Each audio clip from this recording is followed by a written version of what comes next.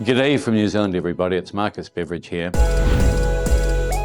I'm the founder of Queen City Law. We established this firm over 20 years ago. Today I will address you on the investor category and some of the history about Queen City Law. My colleague Bradley So will address you on the entrepreneur work visa, and then Rita will talk to you about police and medical requirements for immigration to New Zealand. Briefly, in terms of the history of this firm, just to let you know, we won the top property and construction law firm of the year for 5 years in a row. We also won New Zealand's award for the top boutique law firm of the country for 3 years. With immigration, we're widely recognized as New Zealand's preeminent and leading business migration firm.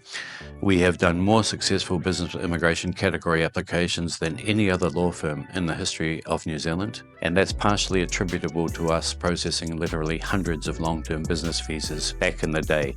That's merged into the entrepreneur work visa category, and Bradley will address that.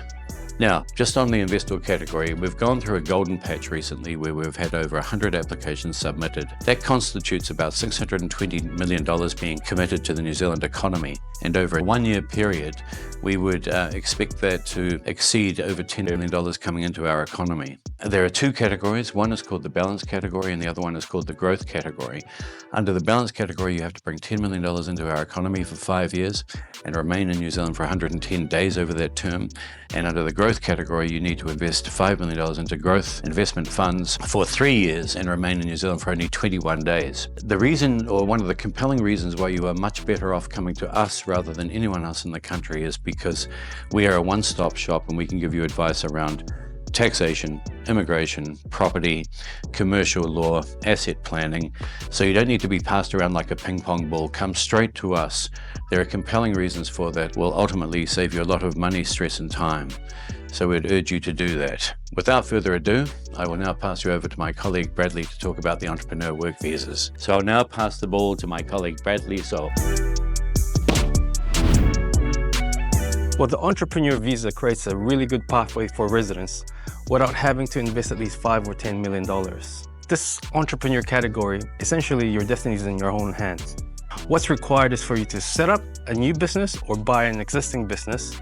The minimum investment is at least $100,000, or if you wanted to go through the fast track option, you can invest at least $500,000 and create 3 jobs.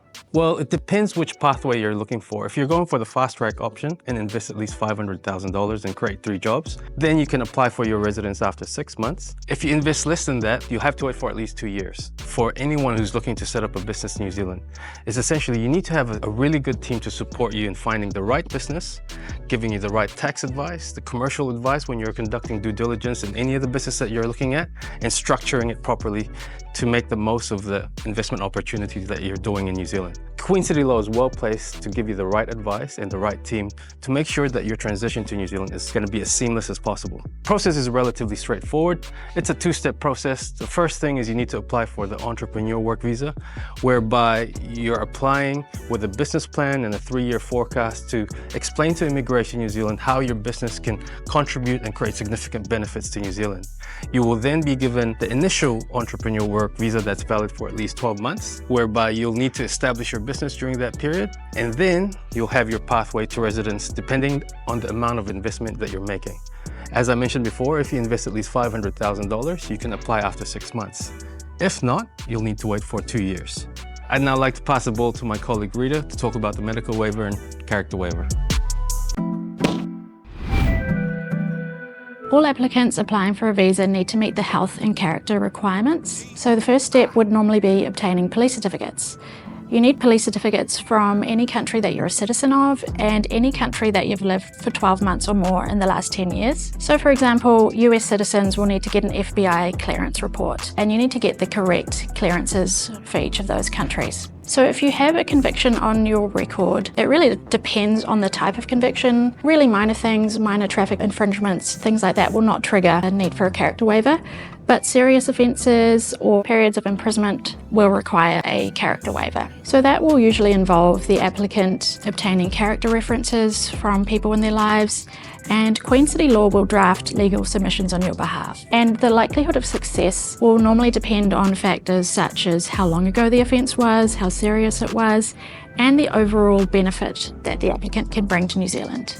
applicants need to obtain medical certificates and chest x-ray certificates. We recommend that you schedule those appointments for closer to the time that you're applying for your visa. Again, it's not the end of the road if you have a health condition. It really depends on the seriousness of the condition, and the test is whether the applicant is likely to impose significant costs or demands on New Zealand's health services. Significant costs means there's a relatively high probability that the condition will cost in excess of 81,000 New Zealand dollars.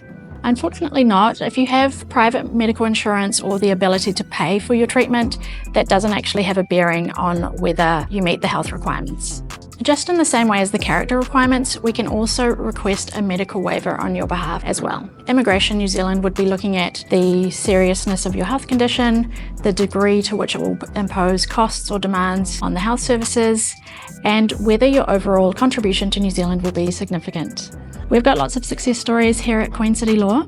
We've helped clients where their child has had learning disorders, we've helped people with cardiac disease, and all sorts of other conditions. So if you do have problems, that's not the end of the road for you. And we always like to give our clients a realistic assessment of what their chances of success are from the outset, so that you can weigh up the risks and the benefits yourselves. All right, now I'll pass it back to Marcus. Okay, so look, thank you, Bradley. Thank you, Rita. Very informative and insightful commentary from us all. We trust that you appreciate that. You will see our contact details below, and just sing out. We'd love to be of assistance to you. So thank you very much for listening today. Thank you.